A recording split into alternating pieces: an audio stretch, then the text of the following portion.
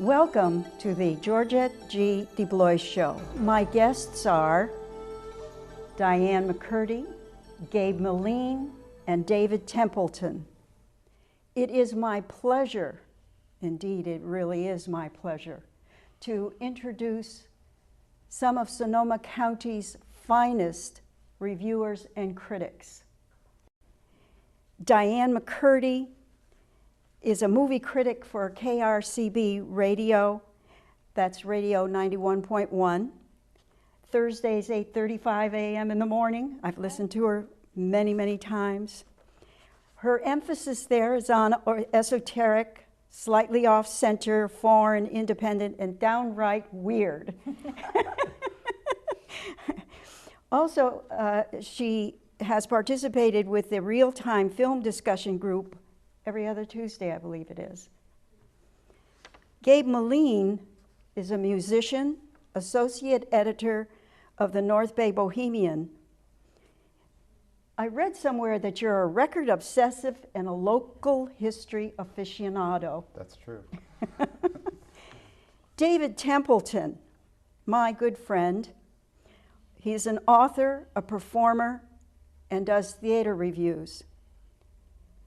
His show, Second Row Center, is on KRCB Radio 91.1, Wednesdays, 6 a.m.? 6:35 and 8:35 a.m. and now at 6:44 p.m. Wonderful.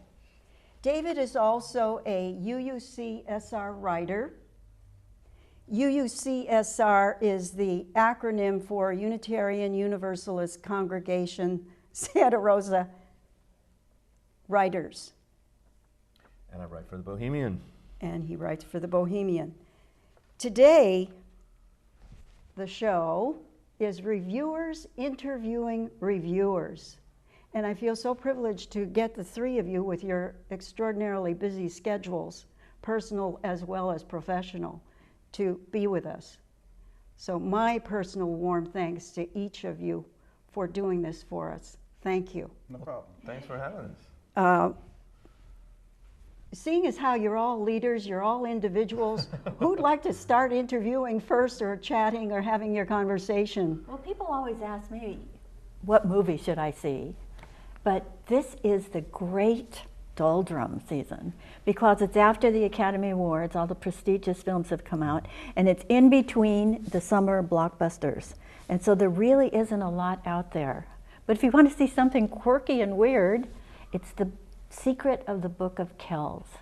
And it was nominated for Best Animated Picture, but nobody saw it.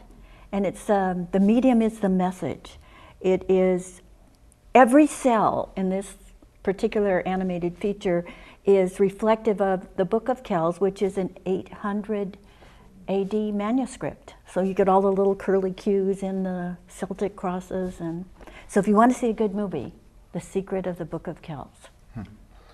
You know, it's interesting. I know that the film cycle, you know, ebbs and flows, definitely. Right. I write mostly about music, and we don't have anything like that at all. Oh, that's right. What You're do you? not seasonal. No, not really. You know, at the end of every year, as I think with any kind of criticism, everyone goes list crazy and starts rounding up the year, and that gets a little hectic. But how do you deal with?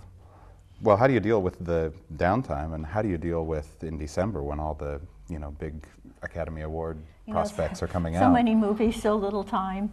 Yeah, it just gets crazy when you have to really see all those before the Academy Awards so you can say something intelligent about them.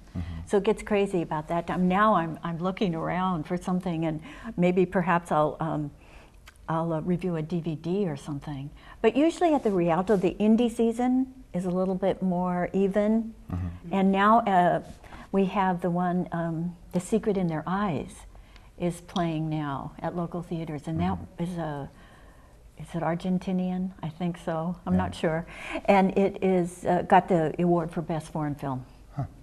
Does the theater season go in any kind of cycles? I know you go up to Ashland every year. It does have cycles, but they're not necessarily cycles of quality. I mean, with the film, we expect that the good movies are in the fall. What happens in theater is during the summer you have lots of Shakespeare. For some reason, Shakespeare in the Park. Yeah, Yeah. lots of Yeah, they Shakespeare like in it the Park. outdoors. Lots Yeah. of Yeah. outdoor stuff and all these Shakespeare festivals outdoors. So you see a lot of that. And because it's outdoors, you tend to see a lot more flash and dazzle. They can do bigger things on an outdoor set. So they tend to get splashier. If you want to see a show with a big audience, your chances, or a big cast, chances are you're going to see that during the summer when they can do it outside with a big audience. Now I got to put my foot in my mouth a little bit because actually in music there are the big summertime festivals. I just didn't think about them because I never go to them because they're a miserable experience. Well, you know, I've always liked seeing music in small clubs, and It's more intimate. it's way more intimate, and you can get an idea of what the band is actually about. They don't have to be confined to a 20-minute set, you know, because the Flaming Lips are coming on next. I do go to the Outside Lands Festival in San Francisco because the people that put it on do a really good job. Yes. And I go to the Treasure Island Festival every year because the setting is divine. The view of the city from Treasure Island is great, and it's a lot more small and contained. I think they do that one pretty well too. But boy, when Lollapalooza started happening and BFD and things like that, it really revolutionized things for the worse, in my opinion. You know, I'm not an aficionado, so I really can't speak intelligent because I have to see movies all the time. So Yeah. I have to choose, pick and choose. But I'm appalled at the price of the concert tickets. Well, It's outrageous. it's true. They really have skyrocketed a lot in the last 10 years, and that's because of the record industry and what's happened with the record industry. Is that it? Well, artists can't make money anymore selling albums, so they compensate for that by raising their ticket prices. And people are more than willing to, you know, throw money at artists for ticket prices. They're just not willing to pay for their records. I have a question for David about Ashland. I was told recently that they're doing Hamlet and that it's in the form of a little bit of hip-hop Hamlet. Have you heard anything I about like that? that. I saw like it. that. It actually, You did? the season at the Oregon Shakespeare Festival opens in February and then runs until October. There are some shows that open up later and have a shorter run, but they always have one Shakespeare that opens and closes the festival and gets to run for 10 months, which as an actor is an incredible thing to be able to play one character for that long. I mean, around here it's a 3-4 weekend run. That's the longest you have. With this Hamlet, they've set some of it in modern times, so they wear modern dress, and it's very much a police state. It took me a while to notice on the set, but after a while you're looking around and up on the columns there are these security cameras that are always watching everybody during the whole thing. When Ophelia has her famous scene where she goes in to talk to Hamlet and her father and Claudius are watching, she actually goes in wearing a wire. They hook her up with a wire. And so at one point she stops Hamlet and opens her clothes to show the wire, and that's when he starts really freaking out. So the hip-hop thing, when they have the players, the play within a play that comes in, they're hip-hop artists. So they do that famous play within a play in hip-hop cadence. And it's in rhyme anyway, so it really works. Yeah. And I thought it was fantastic. There were a lot of people that went, Shakespeare would be appalled. I think Shakespeare would have been thrilled. He wanted, when Shakespeare wrote it, he was writing it for the masses. And so when you do something like that, it brings it down to the masses. I would love to show that to kids. I'm an English teacher by profession, and I just can imagine that they would love Hamlet and really tune into it if it were brought down to their own popular culture. It really, really worked. It was very clever. And this is one of the few Hamlets that for me makes sense because the script is really clunky. You have to go, wait a second, why is she crazy now? She was kind of fine a moment ago, and what's going on? A lot of characters are like that. With Hamlet's mother, she seems to have a breakdown and say, I see that what I've been doing is bad, you know, possibly being complicit in the murder of your father and sleeping with your uncle. And then in the very next scene, she seems to be normal again, or she's back to being duplicitous. And I never understood that. In this play, the way they directed it, all of that makes sense. We see a consistent character in everyone. I'd love to see it. It's one of the best Hamlets I've ever seen. Yeah. You got me excited talking about that. I have a question for you on that regard. You know, that can sort of be seen as a remake of Hamlet. Are there any movie remakes that you particularly like, maybe more than the original? You know, I'm going to go hedge your question a little bit because I just saw The Girl with the Dragon Tattoo and I read the book, and now they're doing a Hollywood remake, and I'm just holding my breath because I'm afraid they'll ruin it. Yeah. But I just saw a remake, Death at a Funeral. The English one was one of the funniest movies I've ever seen in my life. I mean, it takes a lot for me to sit there and be hysterical, and I was, but the remake doesn't quite. It's okay, just barely okay. Yeah, so remakes are touchy. Very touchy. Most people hate them. You know, most people hate them before they even see them. You know, I'd like the first one so much, and I had an open mind. Yeah. But it didn't quite come up to it. No, no. Can you think of any remakes that were good? Mostly, I'm thinking about a foreign film, and then we decided to do it, Americanize it, and they don't work. They just don't work at all, not at all. Something gets missing in the translation. It does. Yeah, I couldn't agree with you more on that. It's difficult. Well, Warren Beatty, back in, I guess it was 1980 when he did Heaven Can Wait, that was actually a remake of Here Comes Mr. Jordan, and I thought it way improved on the original. But that was an original American film that was made. That was a remake of another American film. Right. Rock did another remake of it called Down to Earth, and it was terrible. Yeah. It's touchy business when you start tampering with material that's sort of sacrosanct. You have to be careful. But that sounds like that Hamlet really made the grade. Did it have a different title? No, that was just Hamlet. I mean, Hamlet's Hamlet. Every once in a while, I tease the 6th Street Playhouse about this because they did a show here that they called In the Mood. And they said, a new adaptation of Shakespeare's Much Ado About Nothing. Well, it was Much Ado About Nothing. It was the script. They didn't adapt it, they didn't change anything, except what they did is they put it in a setting of World War II, and they found opportunity for people to sing famous big band tunes. Well, that's a staging, it's not an adaptation. So I keep bugging them about it. Why are you doing that?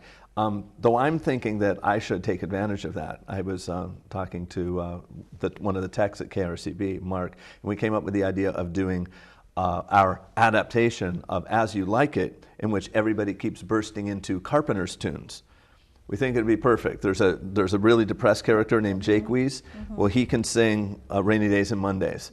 And when they have the wedding at the end, they can do We've Only Just Begun. It'd be perfect. So Sounds like As You Hate It. that might be a good that might be a good name for it. I'm not a fan of the Carpenters. How did you get started writing, David? You've been writing for. I've been reading you for so long. I mean, as long as I can remember. I paused because I'm going back to like how far back do I go? Professionally, I started writing about 20 years ago. I'd been writing all kinds of stuff previous to that. I'd written many plays. I had my own theater company when I was 17. And so I wrote a lot of stuff for that. I wrote a lot of bad poetry, a lot of bad short stories. But first thing I got published was a movie piece. I did this column that I'm still doing for the Pacific Sun, where I take people to movies. So that's the first thing I did. I started thinking it would be a book. So I asked somebody to go to a movie with me, and I tape recorded our conversation. It was this great post-film conversation. But embellish that. It's somebody that has to do with something in the movie. Yes. Yeah. Well, in that case, it was a guy named Mickey McGowan, who has this museum called the Unknown Museum in Marin. And he collects all kinds of weird pop cultural stuff that was thrown away in the 50s and 60s. And he particularly likes monster movies. So I read an interview with him talking about how much he loved monster movies as a kid. And then there was a review of this movie called Matinee with John Goodman as this director of monster movies in the 60s. So I thought, perfect this guy would be really fun to see this movie with, huh? And my wife said, call him. No, he's probably not listed. Looked him up, he was listed. I called and said, hi, you don't know who I am, but I'd like to take you to a movie. And he went, sounds crazy, let's do it. And I taped it, and it was great. And so then I started looking for authors and famous people. And after a while, the Independent Journal in Marin, where I was working as a graphic artist, asked me to do a couple for them. And then I just kept going. And eventually, when I started working at the the Independent, which is now the Bohemian, they said, well, what else do you write? And I went, nope, nothing else, just that. We're going to change that. And they basically grew me as a journalist.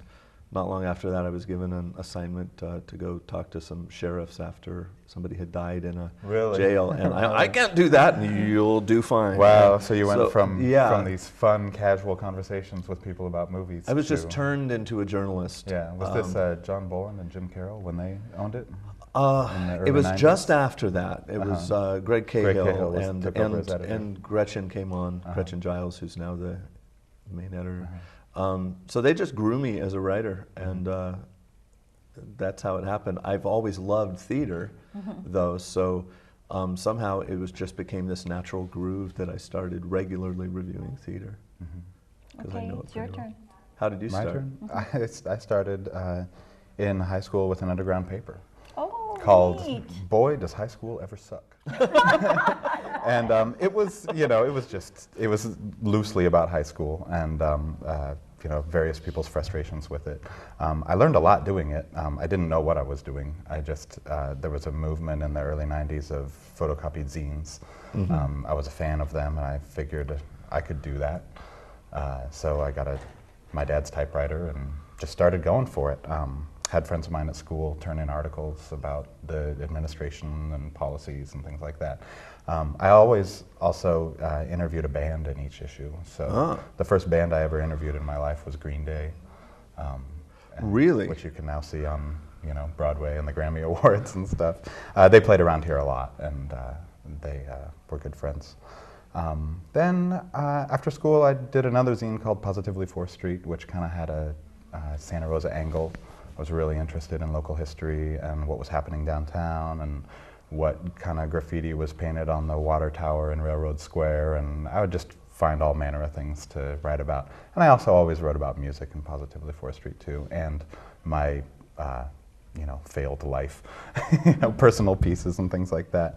Sort of a hodgepodge of things. Gayla Barron covered it in the Press Democrat every time I put out a new issue, and she was always goading me to become a writer. And I said, no, I don't want to become a writer. I don't want to become a writer. Really? Yeah, it didn't appeal to me at all, being a writer.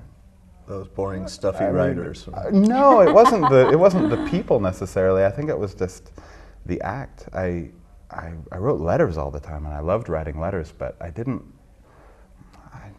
feel comfortable writing a letter to the world, I guess. I've always been better, like, one-on-one with people instead of a crowd. I've always been better writing a letter to one person instead of writing an article. I still kind of feel that way, even though I write a letter to the world, every week in the Bohemian, essentially. I think that's a great way of describing what we do as reviewers, writing a letter to the world, because we really are telling them what we think so that they can make up their mind of whether they want to check out this album or play or movie. And I don't know who's reading the letter, but I hope someone's out there. Yeah, we were talking about that a little bit before. Being on the radio, you never know who's actually listening to the radio. You don't have an audience there that applauds after your film reviews. Hidden audience. Yeah. How does that feel? Do you ever get discouraged? Or do you like it? The anonymity. Well, as I say, I do meet people that say, "Oh, yeah, I heard you," and I am published in the Russian River Times. So, I like having both, And I think I mentioned before. Let me tell you my background. Yeah, exactly. Okay, I am an English teacher, and I wrote even when I was a little kid, and I have been accused of being a drama queen. In my life. I did heavy duty in dramatics in high school. And my grandfather and Dan Taghini's father were brothers. Really? So I know there's great foment in the community right now, and I'm only peripherally involved in that empire. But my mother met my father when she was selling tickets in her father's theater. And when I was a little kid, I didn't read Heidi and Rebecca of Sunnybrook Farm. I read motion picture, modern screen, and photoplay. So, when I was a kid, I would live in the show because I could walk We live close enough to the old Roxy and the old Cal that I could walk there. And this puts me back in the Pleistocene, I know, but it was 14 cents in the weekdays and 25 cents on the weekend. So that I'm fortunate enough that I don't have to pay because have good relations. But I'm blown away by the prices, not only the concert tickets, but the prices to see a movie too. Yeah, and 3D is ramping them up even Oh, more even now, more, too. even more, even more. Theater, same thing. Really? One of the greatest things that happened to theater was this idea of pay what you can Thursdays that several local theaters are doing. And some people literally will walk in and say, I will give you 25 cents. And some people go, well, what's the normal ticket? 20 bucks? Tell you what, I'll give you 19. And so they kind of make the whole thing happen. But yeah, it's expensive. So you don't really feel like it's padded, that really to get the venue and the costumes and the lighting and pay people that would film it or whatever, it really is a valid for the theater to charge those outrageous prices? I don't think $20 is that outrageous for theater, really. No, but if you I'm go- very conflicted about it. If you go to San Francisco, I mean, you don't get by with 20 Yeah, bucks. that's true. No, I mean, that's ultimately, if you ask someone around here who charges $35 for a musical, and that could happen, they will often say, but it's so much cheaper than if you went to San Francisco. But in San Francisco, there's a range too. You can find cool, groovy underground theaters that are performing in back alleys, and they're doing really great stuff for $10. And you can find that around here too. There's this whole kind of new theater punk movement, as I call it, where it's young people who just love theater and they'll do it for any reason at any cost, and strip down sets, and they can afford not to charge so much. But these other theaters, they've got a mortgage to pay, and they've got salaried people, and for every show that does well, there's some that don't. So your ticket price pays for the whole thing. And does the union come into this for some of the more professional theaters too, as to how much? Around here, just a little bit. That brings up another thing, there's mainstream theater, mainstream films, mainstream bands, and then there's, independent films and underground theater and underground bands, certainly. It's our job to do both, I feel like, and in fact, probably you guys feel that way too, and how much of the mainstream do we cover, how much of the underground do we cover, and, Well, the particular policy of KRCB is to go to the underground, because the program director feels that the blockbusters have already been reviewed and people have already know about them. So let's us go to the quirky and the weird. Yeah, generally that's the Bohemian stance too. Perhaps talk to us a little bit about what's your process. What about it do you love when you sit down to write, and what about being critics and putting it down for posterity? Is it that's most agonizing or most difficult? I think I mentioned before that for me it is a masochistic process almost, because it is so painful, and I will struggle over a word, for the proper word of the word I want, for a half hour. And if you look at my rough copy, you wouldn't believe it. It's like it's all crossed out, and there's arrows here and turn to this page and little stars. And it's just a very, very, very long regressive process for me. And I don't know why I like it so much. I've always been fascinated with words. I love languages. I used to take languages to raise my GPA because I'm brain dead when it comes to math. So that I just have this romance with words. I love words. Your turn. Diane, you were talking a little bit about how the writing process is masochistic and it's painful for you. I definitely feel like that. I think something that perhaps we all do is when you're writing a longer piece, do you find yourself thinking about it 24 hours a day?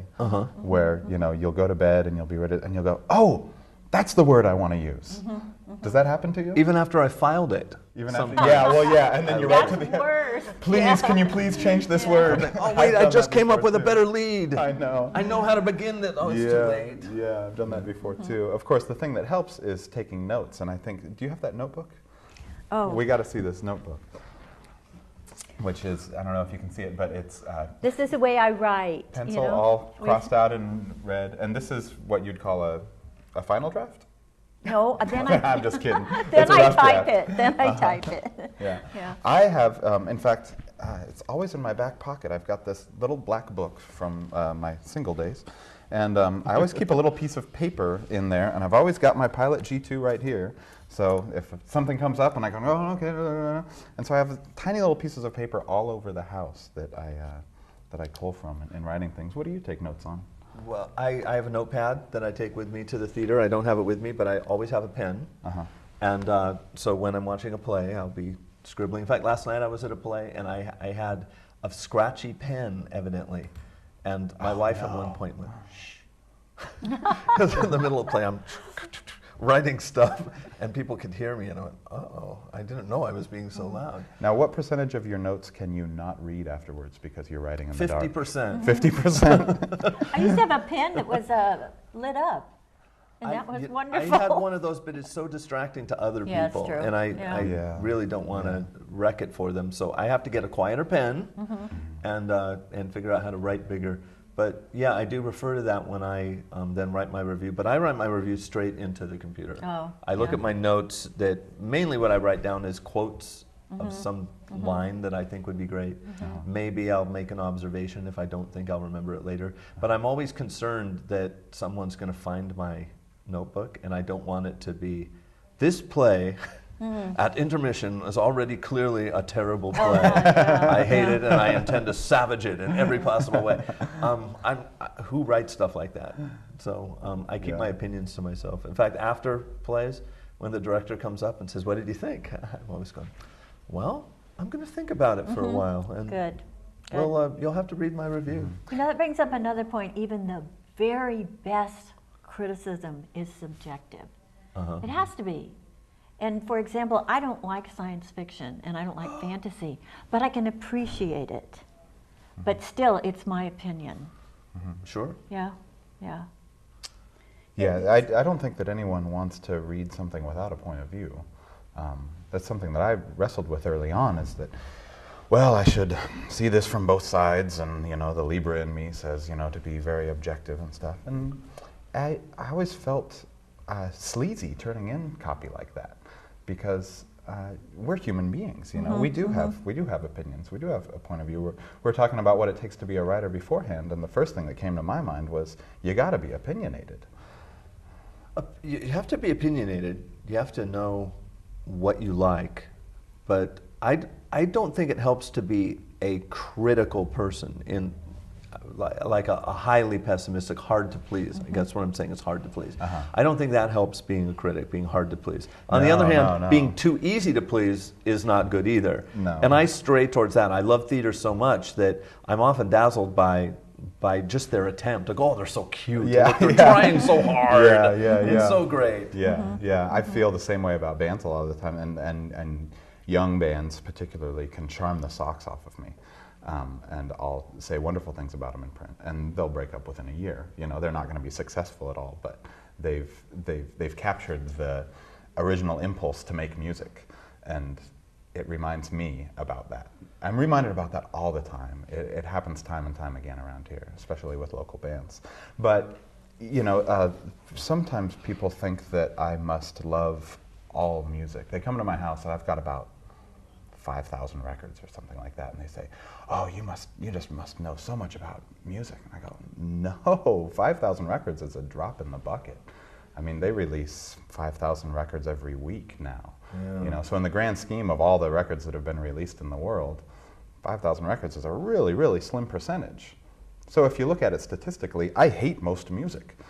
You know, if you want to look at it statistically, that doesn't mean that I'm not always seeking out new music, though. You know, I woke up this morning and went to a garage sale and bought 23 records from the person. Yeah, I'm obsessive about it. You know what makes me feel insecure, and this happened recently, is there was a film nominated for Best Foreign Film, and it was running, if you're not familiar with Rotten Tomatoes, it's a compendium of all critics that's online, and it was running like 93%, I think it was called The White Ribbon, it was German. Oh, yes. And I thought it was terrible. It was nihilistic, it was boring, it was fatal, it was, No, I mean, just hated it. So how do you deal with something like that? Well, I that, have to say, I always like to preface my remarks by saying, well, this is what I call the emperor's new clothes syndrome. It's because everybody else thought it was wonderful and it was intellectual, and so you have to say it just because you don't want to go against the tide. But I said, I'm going to say the emperor has no clothes, period. I didn't like this film. So you preface it by saying that it's, My admittedly opinion, this film was popular, but right, man, I hated it. Yeah, right. I am so relieved to hear you say that. Quite often I will go to the show with friends and see a movie, and everybody's saying, oh, it's wonderful, it's great, it's grand, didn't you like it? I think, I didn't care for it. It's just not my cup of tea, to use a Well, euphemism. it happens the other way, But too. I don't know how to say it in such a way that doesn't offend the people who like it. And I wondered, as reviewers, as critics, did that ever come up when you were beginning to be professionals? How do you say, this is a lousy play, this is a bad film, this is not something that I would take my children to? I'm reminded of, we talked about being opinionated. I think that to be a great critic, you have to be mature in your opinions. I wrote for a while for a magazine called Dagger, and they wanted me to do reviews of CDs. And I said, well, okay, can I say whatever I want? And he said, sure. And I said, I'm going to take you up on that. I wrote the most scathing reviews of these CDs. I would just be, one firing squad after another. There was one guy, I said that not even his mom would like his singing voice, and that he should probably just commit suicide or something. It was brutal. He called me up. He found me in the phone book and he called me up and he left me long messages on my answering machine that just went on and on and on and on. I learned my lesson to be a little bit more mature in slamming something. But you shouldn't just be nice because that's the easy route, and I think that there's ways that you can creatively, criticize something, and sometimes people are thankful for it. Has that ever happened to you? I've had both things happen. I mean, yes, sometimes I've written something specific. Like, they like it when it's specific. I couldn't hear the songs because they weren't mixed properly and some people's microphones were too loud. Then they'll write back and say, thank you so much. I was trying to get them to realize that and they didn't, but you had it in print and that helped. That kind of thing is useful. When it's more objective, like, well, this play it should be darker and they were playing it too light and it messed up the point. That's a matter of opinion. I happen to like things that are really dark and edgy. And to take a play that I first fell in love with in a really dark and edgy production and see somebody fluff it up, I have to go both ways. I go, well, their audience is different. They're probably going to like it this way, but I didn't. So I try to figure out a soft way to say that. And they either like it or they don't. I did have a director one time ask me if I knew the definition of the word slander. Really? What did you say about him? Or do you not want to relive it? Probably shouldn't. I wish to death on a guy, so it doesn't get much worse It's than true. that. But it's like, I'm reviewing. I can give my opinion and it's not slander. But this actually makes me think of something. In my case, the art that we review, there are actual living human beings in our community local. that And read you're those reviews. lucky because you don't have that, except for You probably if you've don't seen have George Lucas Martin around or Scorsese something. go, oh, Diane didn't like my play. Or my movie. No, I was just thinking of that. You're dealing with live people, Yeah. And I'm not. I have a little distancing there, so it's easier to, it's easier to say something negative. Much easier. And it does work both ways because a lot of times I'm writing about people that I enjoy that maybe come to my house and make pizza and are friends of mine. How do you deal with that too? You don't want to seem like hard. you're just just using your media outlet to promote your friends. I have to be very, very careful about that. And sometimes it's really difficult. There are a few people who I will not review because I'm too close to them and I'm not objective. And I couldn't bring myself to savage their play. Yeah.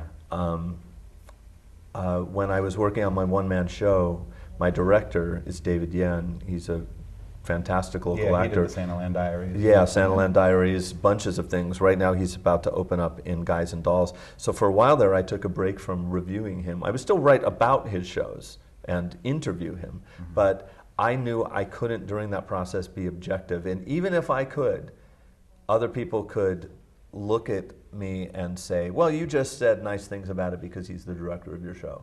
Or you just said bad things about him because you want to look like you're not being influenced. Either way, it was just going to open all of us up to conversation that would take it away from the work he was doing and the work we were doing together. So that was actually hard on all of us. But sometimes you have to do that. And I do have a lot of friends in the local theater world, and I'm in plays on occasion. So you probably become friends with people because they're good actors or because they're good directors. It's true. You're probably drawn to talent. At some point, we always have that conversation, though, where I say, okay, you're going to tell me I don't have to say this, but I'm going to say it anyway. Our friendship is not going to affect what happens when I write. If I don't like a performance, I have to feel the freedom to say it. And if you can't handle that, then it's going to hurt our friendship. Yeah. And everybody always goes, oh, no problem. And sometimes it is a problem. But most of the time it's not. Most of the time they want me to be honest. Who do you bring to plays when you go to see them, to review them? You mean what human being do I bring with me? Yeah. My first choice is my wife. Now that my kids are in college and away out of the house, they're not second and third on the list because they're not around. But I have friends that I take to shows. Sometimes I'll send a Facebook thing out saying I have a ticket available. There are people who are smart and know a lot about theater that I like to take with me. What about you? My wife is always my first choice. We just had a baby about 8-9 months ago, so that really changed a lot of things. She doesn't come with me nearly as much as she used to see bands play. But there's tons of friends that always want to come with me. You know, sometimes I like to go alone and I get my blanket and I love dark going in the back with alone. my popcorn and I curl up in the fetal position. But there was a film called Vincere, which had to do with Mussolini's first wife. She may or may not have been his wife. And people were clamoring in this area for art films and nobody went to see that. It was a fantastic film. It was impeccably acted. It was beautifully photographed. The director used actual archival newsreels of Mussolini in it. And so I took a friend who I knew had been born in Italy, and she gave me a whole different level. It was like talking pictures. You know, it was she gave me some historical background, and it was a different experience to go with her. Yeah, it's always a different experience based on review on that. Yeah. Based on who you bring. Now, was that a movie that maybe only played for 1 week? Yeah. And I'm so saying by the time your review comes out, Well, what window of opportunity here's do what I people say. have to see it? The window between theater release and DVD release keeps getting shorter and shorter and shorter. There was even some experiences where they did it simultaneously. Yeah. Steven Soderbergh, he did it simultaneously. So if it's not playing anymore, sometimes it'll go to the Raven or it'll be in Marin or something. But I have no compunctions about that because if it's not playing locally anymore, they can get it on DVD. Yeah. I love that you bring a blanket with you. I think that's an interesting part of your work in my car. toolkit. It's Yeah. in my car. Yeah. I've got the pen, the notebook, and that's pretty much all I have to have. If I'm going to a movie for some reason, I'm one of those popcorn people. I have to have popcorn. Anything besides It's what you part know. of the experience. Yes. I tend to have a camera in one of my pockets too, a pen, a notebook, and a camera, because if I'm reviewing a show, snap a picture of the band. Well, that gets tricky depending on where you're seating and what the lighting is like, and how kosher it is to pull out a camera and take pictures. It drives me crazy, people taking pictures at shows. But it's my job to become one of them. So, I try to be sneaky. Sometimes the picture doesn't turn out that well, but at least it's a picture. How long does it take you to write a review, and how soon after a concert, say, or you've listened to a record, do you have to stew on it for a while? If I'm listening to a record, I stew on it for a while. If it's coming back from a concert, I try to write it at 2 in the morning when everything is still fresh, when the feeling that the experience gave me is still inside of me. So yeah, it's not uncommon for me to come right home and just bang, bang, bang, bang, bang, bang, bang, bang, bang, post, go to bed. You know that time before you go to sleep, it's called a hypnagogic state. It's supposed to be very fertile and very creative. And I will think about it when I go to bed, and I turn off the lights, and then I'll think, well, how should I begin this review? And sometimes it comes to me. Do you get up out of bed then? No, and no, Go no. right, or you wait till the next day? I've You done just that stay with before, that, though, yeah. definitely. I've Yeah. gotten out of bed. I usually see plays on opening night, which is Friday night, and my copy is due Monday by noon.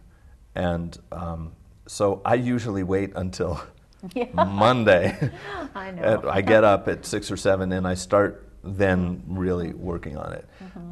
So I've had a weekend to think about it, which is sometimes important with all these things that we've been talking about, issues I have to weigh.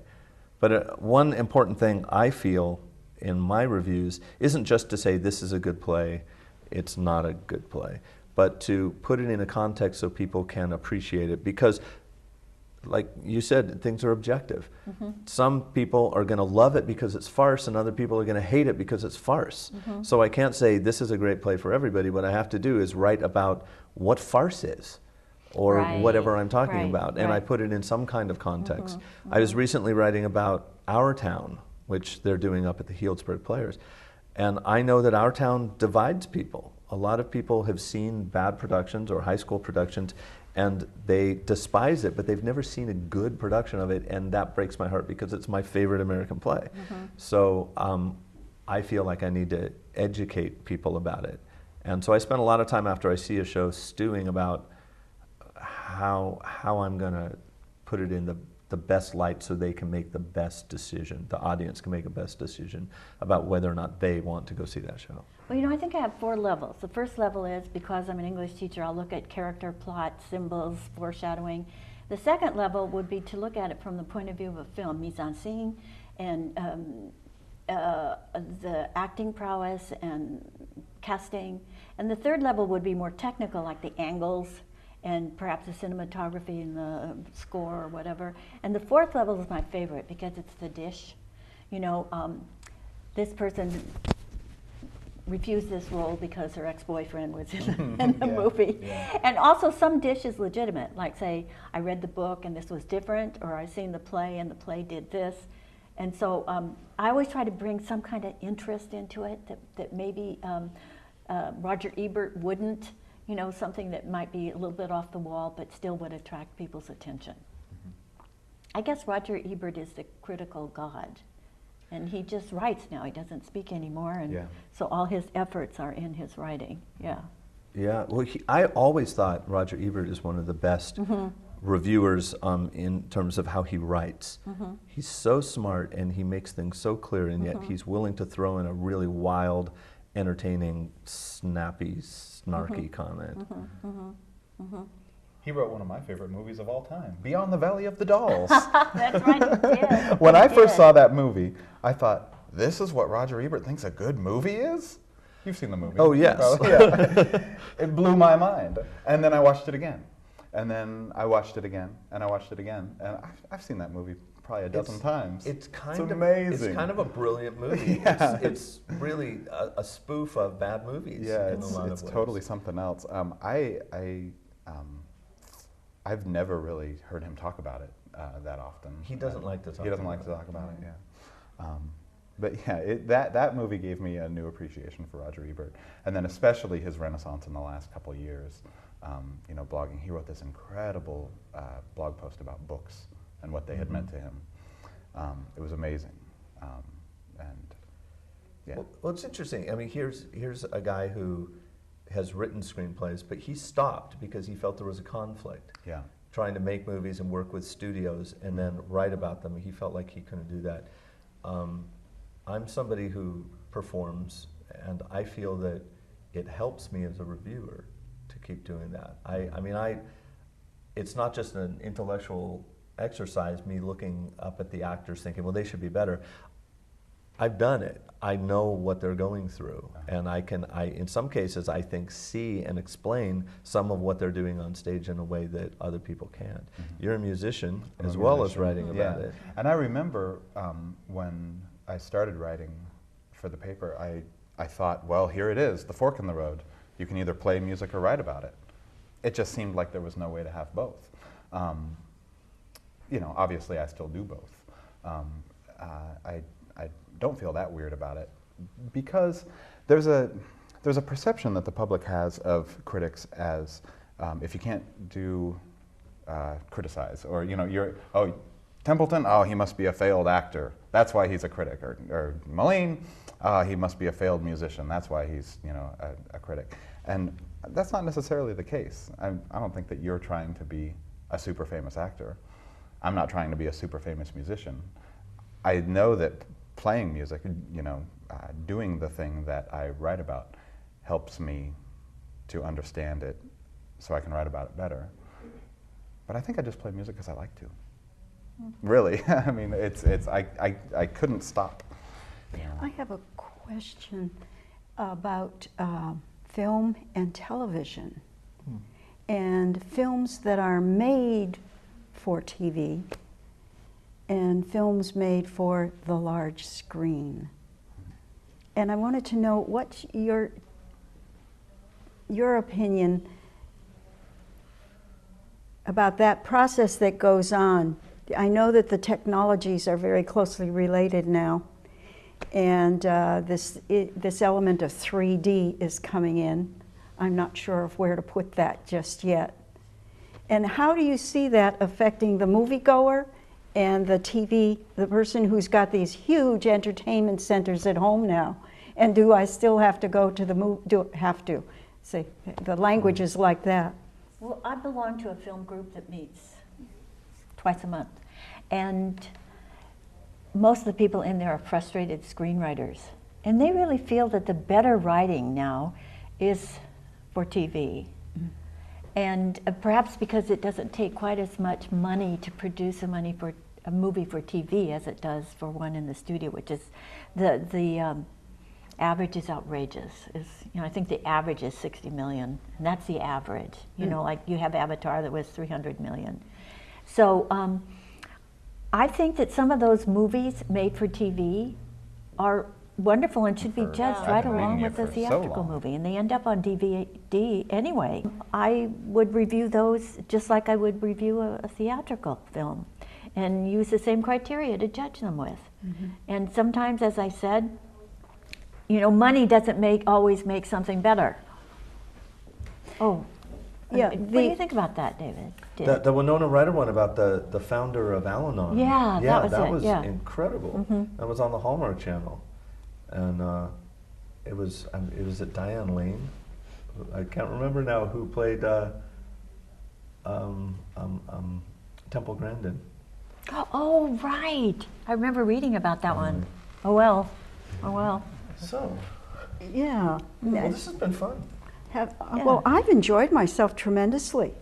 Been having a good time listening to the three of you reviewers interviewing reviewers. My word. Now you can go see a play and a concert and a movie. And I will have a totally different outlook on it as a result of your conversations. I can't tell you how much I once again appreciate your taking time out of your schedules to come and do this with us. Yeah, I'm heading off to a play. Do you have a concert or? Yeah, I am actually. 2 movies tonight. Okay. Tonight. There it is. Off to work. Well, thanks a lot for having us. It's Yeah, been a thank pleasure. Thank you. Yeah. That's my show for today. My personal warm thanks to the Community Media Center for making this program possible. I am Georgette G. deBlois. I am Georgette G. deBlois.